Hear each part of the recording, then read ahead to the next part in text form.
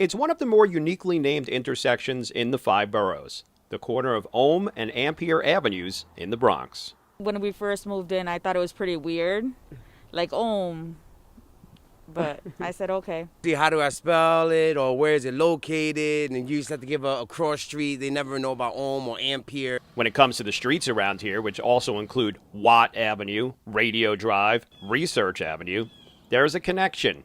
It dates back to the 1920s when the streets were laid out.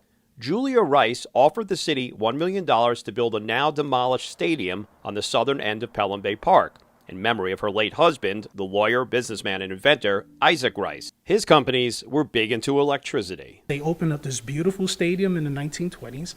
They named it after Rice, and they named the streets located nearby after other pioneers in electric and sound. As in James Watt, Georg Ohm, Andre Ampere.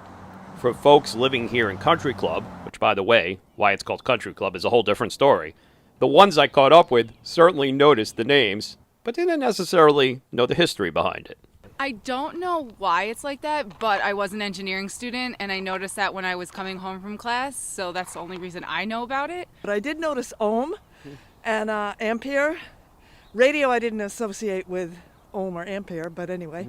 Historian Angel Hernandez, president of the Huntington Free Library and Reading Room in the Bronx, says sometimes a current street name is a connection to the neighborhood's past. That's it. It's all in the street name. All the clues are there. All you have to do is just look a little further and come across a very cool story like this.